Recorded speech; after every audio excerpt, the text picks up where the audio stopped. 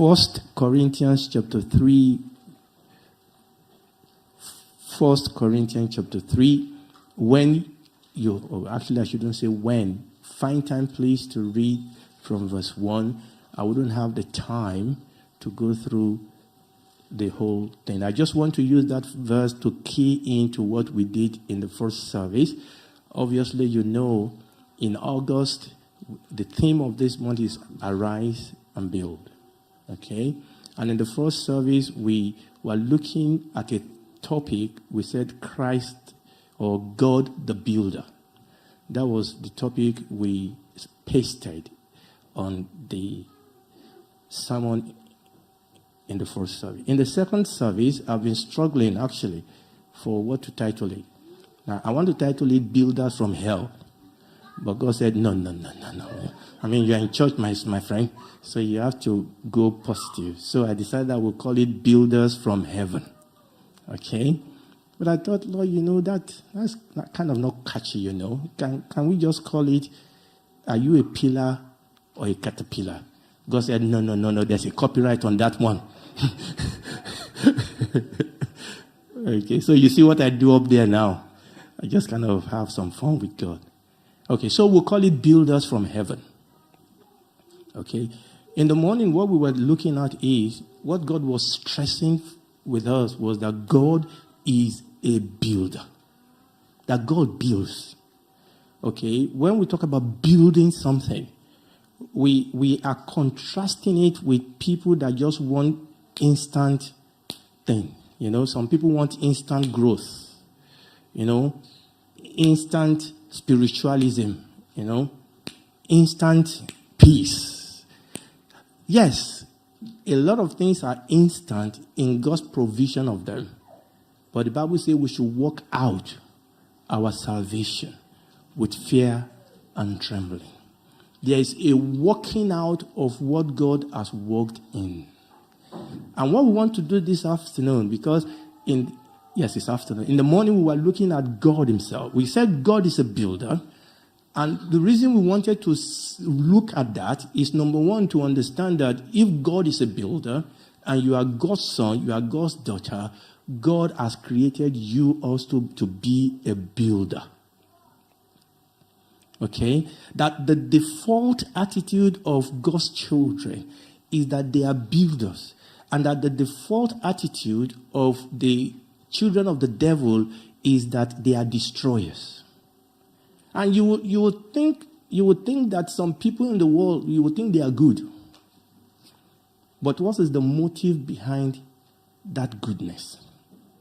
Okay? And that was the first thing that, look, we went to Genesis chapter 1 where we saw that the Bible says that God has created us in his own image. In other words, there is something of the essence of God in us.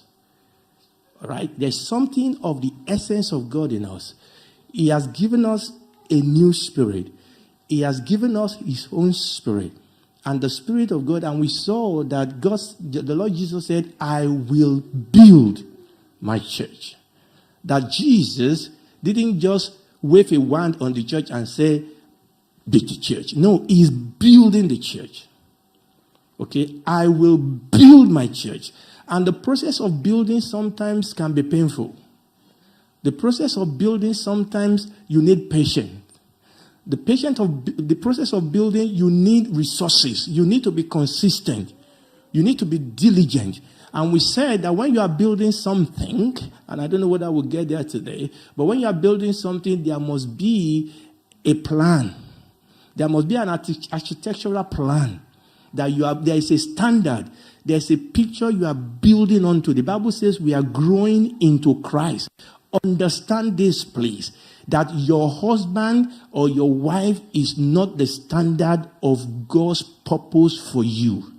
That the senior pastor is not the standard. We thank God for Pastor Fenojo. We thank God for all the other little pastors. We must make sure senior pastor doesn't hear this one. In the first service, it was Pastor Joe that must not hear it. Well, we thank God for the men and women that God uses, but understand that we follow them if we need to as they follow Christ. God forbid Your faith must not be shaken because somebody refused or decide not to believe. Your faith must not be shaken because somebody decided that they are going to fall. God forbid. But our faith is not in GVC. Our faith is not in Pastor Alawale. Our faith is in God. Your faith is not in me. Our job here is to connect you and put you in contact with God, that we decrease and He increase. If this afternoon you are seeing me or hearing me more than you are seeing God or hearing God, something is wrong. Something is wrong. God is a builder. And that is what the Bible says, that is coming for a church, a glorious church. A church that is full of glory. The Bible says that is washing it with the washing of the water by the word, that He might present the church to Himself. A glorious church without spot or wrinkle.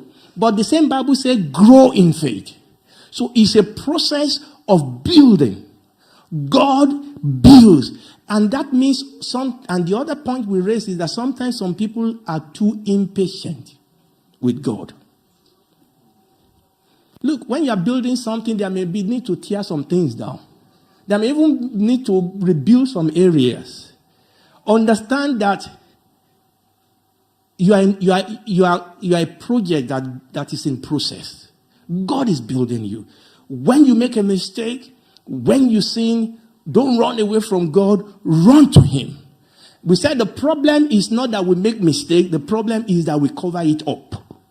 The problem is that we all sometimes act hypocritically.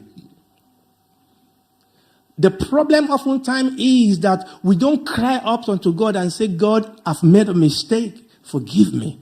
Cleanse me. God knows you are going to make mistakes. He was the one that said that the righteous man will fall 7 times. He didn't say the righteous woman. I don't know why. The righteous women don't follow. Obviously, the man there is men and women. But the Bible says that they will rise again. God is building us. It's a process of building. But we said, and this one of the things, that number one, God's goal is we are growing into Christ in all things. But that the project manager is the Holy Spirit. He is the project manager. And the Bible says the Holy Spirit will convict, it will correct, it will lead, it will equip. It's the Holy Spirit that is project managing this. You see, one of the problems I see in the church is that some people get into legalism. Don't. You see, the thing is that it doesn't work. No, there are some things we must not do. There are some things we must do. But you see, when you apply it legalistically, it doesn't work. You know, I remember when we got into the uni, you know, the first day, I was small. Oh, gosh. I was small. My roommate then, he told me that he would beat me and he would lock me up.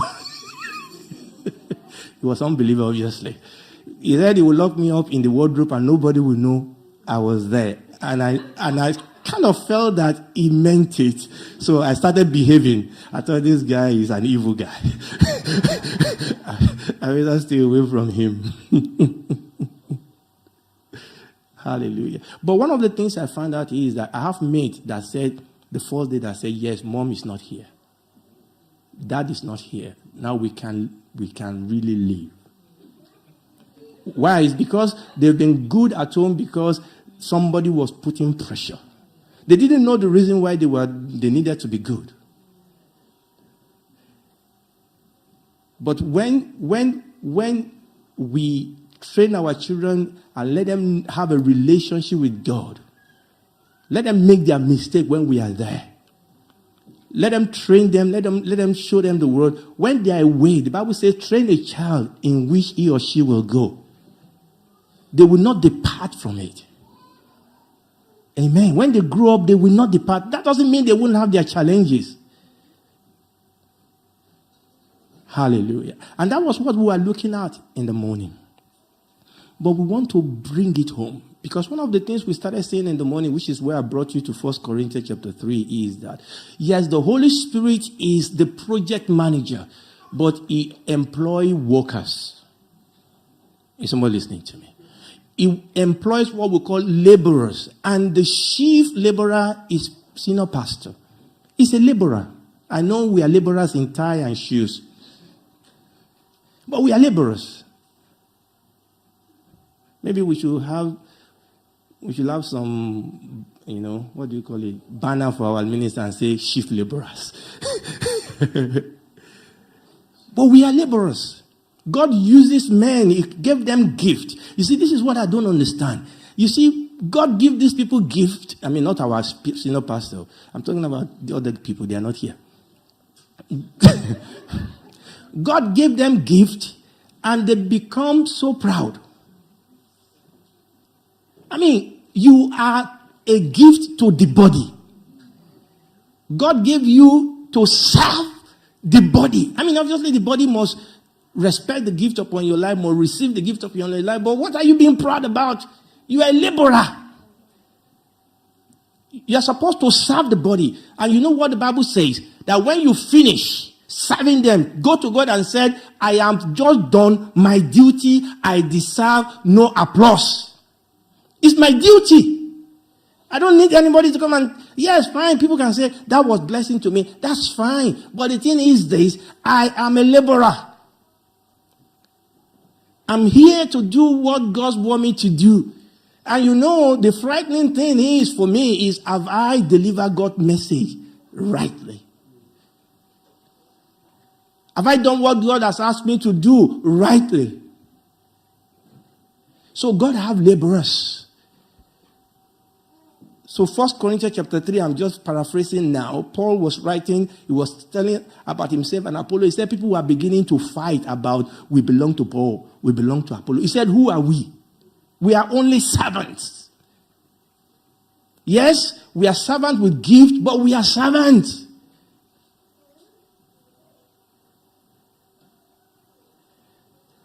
And he was saying there, he said, verse 6 said, I've planted, Apollo waters.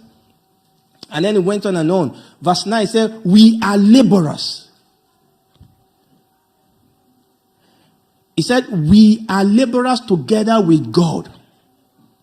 You are God's husbandry or God's garden. You are God's building. You, the focus is you and God. You and God. We must not get between you and God. If a laborer is becoming too big and is getting between you and God, something is wrong. When a laborer has done his job very well, he or she should disappear. It should be you and God. He said, you are God's building. You are God's garden.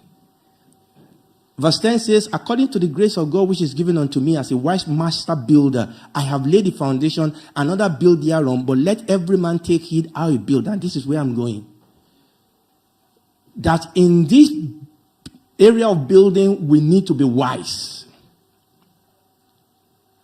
And in the morning, we talk about building the church. But what I want to do today, this afternoon, is really to bring it back down to our own area. Now, talking about building, I can talk about the Sanballat and the Tobias of this world. You remember Nehemiah when they started building, and there were external forces that were trying to distract. No, I'm not interested in Sanballat and Tobias today. I'm interested in me. I'm interested in things that we do sometimes that causes issue with the building.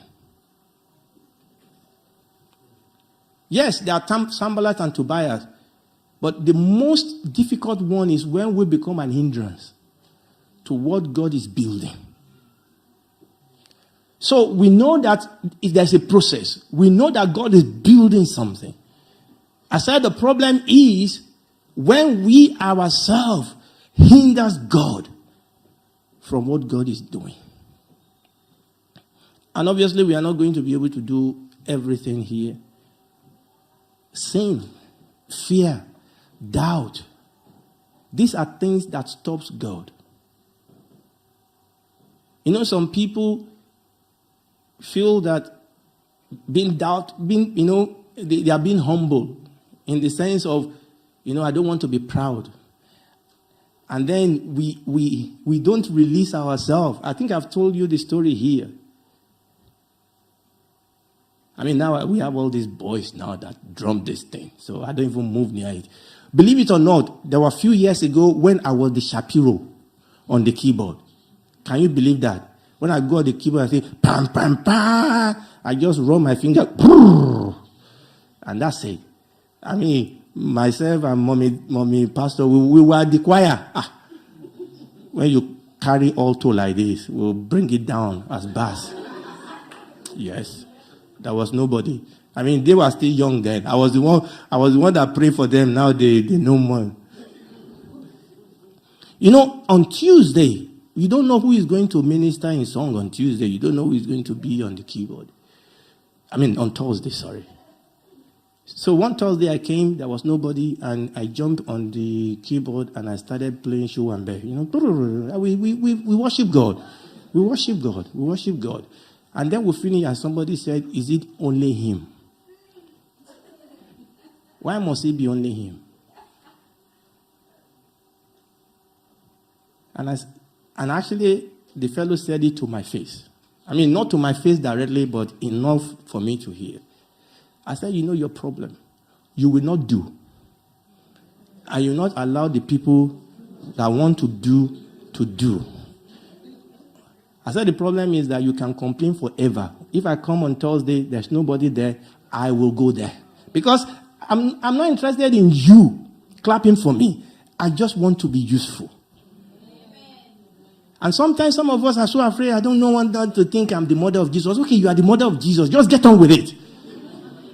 Just get on with it. Just serve God. Just serve God. Don't let anybody hinder you.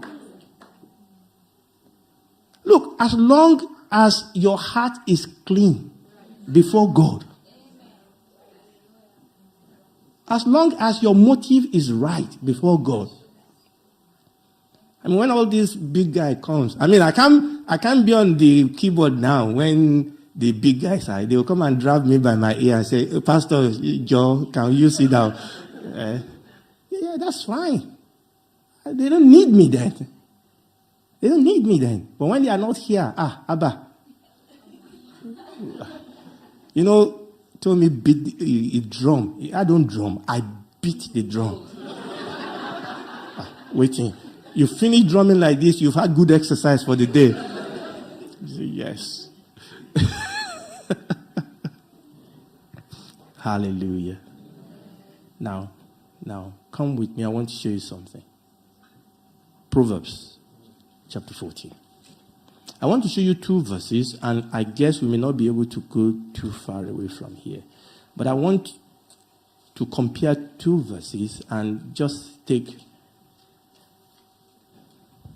some instruction. Proverbs chapter 14. Proverbs chapter 14. Hallelujah. I'm going to read just verse 1. Every wise woman does what? Buildeth a house. But the foolish plucketh it down with her own hand. Now, I know what he said there is every wise woman. My goodness, every wise man also does the same thing. Every wise student also does the same thing. Every wise friend does the same thing. Every wise woman builds her own house. That's the same thing every wise man does. Every wise woman, look at that word wisdom. Remember what we said. You need wisdom. But the Bible says that Christ is our wisdom. But I'm not staying with wisdom. I'm going forward. Every wise woman build a house. Now, that word build there is the same word building that we've been dealing with in the first service and in the second service. And that word actually include two senses. It includes you building something from the scratch, but it also includes you repairing what has been built but is falling apart. So it has those two senses in it.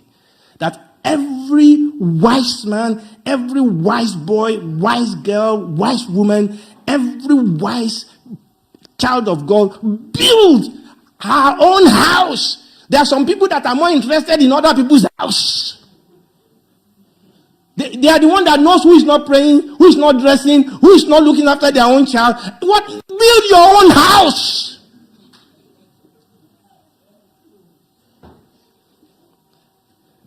Somebody said that if many of us respect our spouse as much as we respect our pastor, our house will be better. I'm sorry, but this is what I have to say. If I respect my wife as much as I respect the senior pastor or mommy pastor, maybe there won't be as much issue. You know, the Lord Jesus said that a prophet is not without honor, but in his own house. It's interesting how full-time familiarity breeds contempt. Our parent doesn't mean much. Our spouse doesn't mean much. Because we've known them, we know all their faults. Let me tell you something. All those your teen God on internet, all those your teen God on TV, they are worse than your own parents. They are worse than your own spouses. Wake up. Thank God for what and who you have. The problem is that oftentimes we are busy looking at what we don't have. We don't thank God for what we have. We have lovely spouses. We have lovely children. No, because they didn't get that one. Now, that is all we see. It's only the day that the rice burned that we comment. Every other day that the rice was good, no comment. No, it's true. No comment. But the day is born, and then when the wife said, "But the other day you didn't come," he said, "But what?" No, it's the day your parent tells you, "Don't attend that party." Then you say, "Dad, Mom." But what about all the other ones they allow you to attend? What if there's a reason why they ask you not to go to that one? Every wise woman, every wise man. Then we all go and take counsel from some devilish inspired people. Say, "Me, I'm not going to accept that too. No woman will treat me like that." Well, that's fine. My own woman will treat me like that. You go to your own house. Huh? They will just take you as a swagbear. Well, if you are going to be a swagbear, and there will be peace in your house, be a swagger.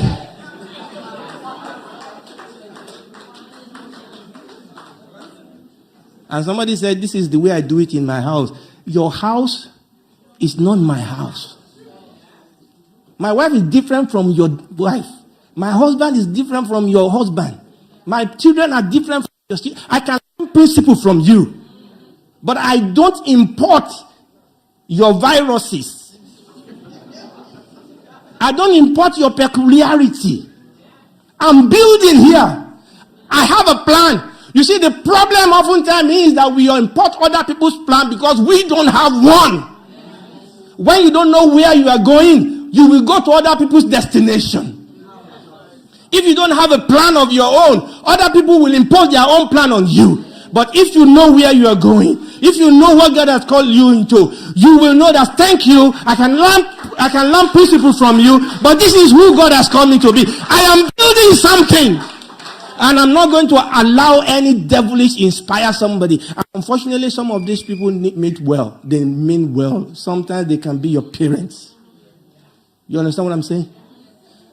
No, don't misunderstand me. I'm not saying that these people are devilish necessarily by themselves. Yeah, some of them are. Some of them are proper devilish, okay? You will know them. By their fruit, you will know them. But some of them are just trying to help. Some of them are just trying to help. Jesus turned to Peter and said, "Get you. behind me. Satan. Wow. That was the Peter that just told him a few minutes ago, you are the Christ, the Son of the living God. And God said, flesh and blood has not revealed it to you. Now that same Peter is hearing the devil. And Jesus said, get behind me. Okay, you may not say that to the face of other people, but after they've gone, just use cotton board. Just use cotton board and clean your hair and say, over my head. Me, I'm not going to do that one. I'm not going to do that. Not going to do that.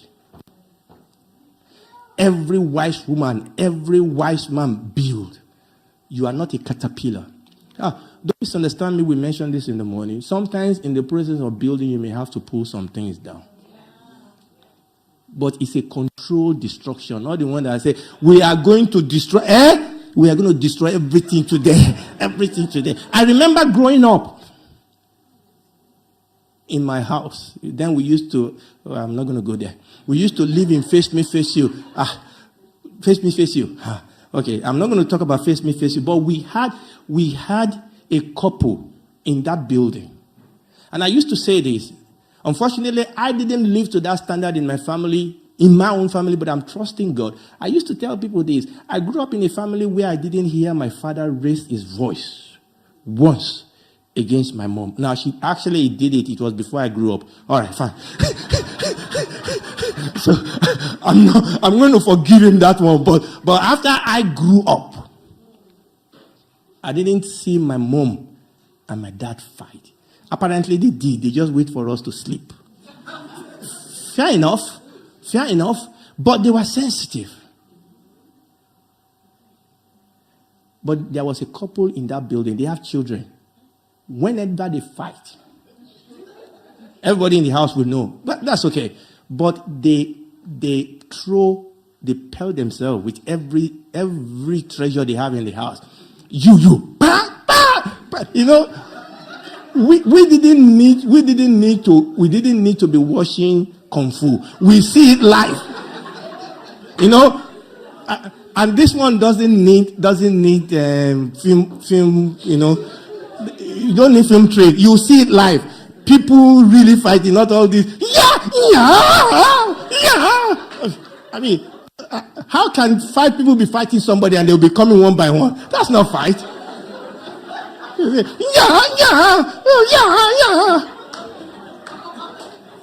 That's film trade. This one, you see it live. Now, this is the point. They will destroy everything. Then they will settle the fight. Then they will buy it back. You know what is going to happen? They are going to destroy it. Every wise woman, every wise man build. You see, what I'm saying is this. One of the processes of building is also protecting. You protect what you build. You understand what I'm saying? When you are building something that is precious, you protect it. Protection is not the same thing as pampering. You see, this is the mistake some people make. Building something doesn't mean that you can't correct each other. Building something doesn't mean you agree with each other 100%. But it means that you have process in place to deal with your differences. It means sometimes that actually on some minor issue you agree to disagree. A godly home doesn't mean that the husband and wife agree on everything. Being in this church doesn't mean that you agree 100% with what the church does. Look, there are some minor things that people will fight themselves and kill themselves about and start waiting. Why? Minor things. Every wise woman and every wise man build a house. But this is where I'm going. But the foolish pluck it down with our own hands. Isn't that sad? The foolish man with his own hand, sometimes with his own fist, sometimes with his own leg, sometimes with his own mouth, will destroy the life of people. You know, back to face me, face you. Growing up there, I have a very elderly man there that called me a name growing up. And I had to trust God to deliver me. Because it was a derogatory name. But he called it, and he just called me that. And I just grew up accepting that. That's it. But my dad didn't know he called me that. But that's what he calls me. Every time I go to his and I go to his room a lot, and that is what he was calling me. And it was later in life I said, no, that is not me. I reject that. And I really literally had to break that. There are so many of us that our parents have called us things. I mean, again, I live with parents that from my young age, my mom called me doctor. I don't know where she got it from. Even before I dreamt I was going, in my early life, I actually thought I was going to be an engineer. Then it came to a point where I was not sure whether it's engineer or doctor. And you may not believe this. In secondary school, I loved maths. I really loved maths. I mean, I loved maths so much, I did additional maths. I mean, when I tell some people they want to pass out, well, maths is hard enough. Why do you want additional maths? I mean, I just loved maths. And then, now I'm going to be doing science, doing medicine. What maths is that one? Am I going to be dividing liver with spleen? What type of... This is not working. So, but the thing is this.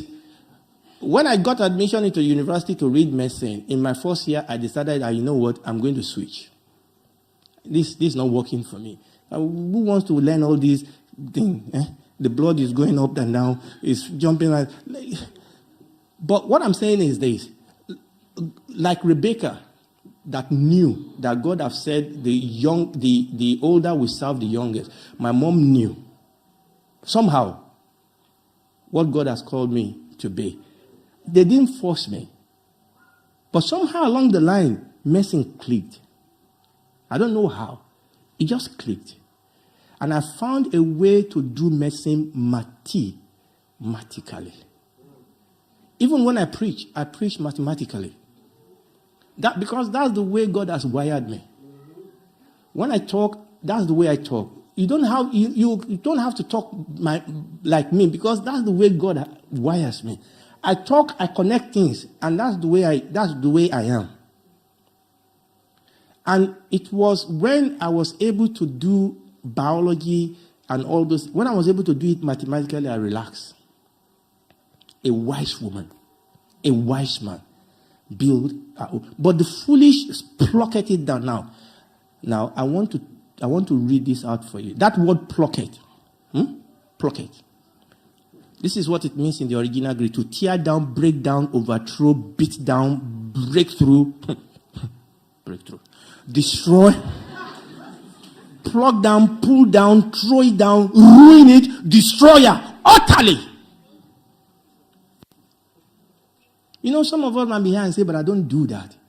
Unfortunately, oftentimes, most of us do it with our thought and our words. Whose report will you believe? We're talking about building. We're talking about building. Now, come with me to Ecclesiastes chapter 3, and I'm going to hang here, because I want you to see something that we're going to put side by side with this. Ecclesiastes chapter 3. This is a verse that most of us know. Let me quickly get here, because I want to read that out for you. Verse 1 says, to everything there's a season and a time for every purpose under heaven. But let's go to verse 3. There's a time to kill and a time to heal. We are not going there today. But he said what? There's a time to what? To break down and a time to build up. Now, that breakdown there is different from the other one we're talking about. There's a time to break down. Let me read that breakdown for you. This breakdown is to burst out. This breakdown is to break out, is to break over with increase. Now, one of the evil I've seen is that people want to run before they learn how to work. People hear testimony and they want to be like that testifier. They don't ask what process God has taken them through. People want to write or speak like. They want to break forth. The Bible says that there's a time for that. But there's a time to build. There's a time to build. Please stand up on your feet. There's a time to build. There's a time to get your head down. There's a time to read, to stay in God's presence. There's a time to be corrected, to be instructed. There's a time to build. And there's a time to break out. There's a time to break forth. Oftentimes, most people don't wait for God's timing. But God must help us. God must. You may be here and you're saying, God, I know you've said this about my life. Ask him for his timing. Now, there are times when God has asked you to break out, but you are not. That's not what we are talking about here. Listen, God called Paul, and it took him 13 years before God released him. Oftentimes, people are so much in a hurry. And when you are praying for your husband, praying for your wife, there's a time to build. Keep praying. Keep praying. Keep praying. Keep praying. Keep praying. Keep praying. Listen, I know what I'm saying. I'm not just preaching to you. I've been there. I've been there. I've been there when you just sit and say, Lord, but God. But just keep praying. Don't get distracted. Don't let the devil take advantage of your difficult place. Just keep trusting God and tell God something. I know people find it difficult to do this. I tell God something. I say, God, if you will not give me the answer for this thing, I don't want it. I'm not going to buy the answer from somebody else. I'm not going to look for plan B. I'm going to trust you. And if I don't get it from you, I don't want it from the devil. That was what the devil was trying to tell the Lord Jesus. He said, bow down, I will give you. Jesus said, no, I will go and get it through the cross. We shall pray.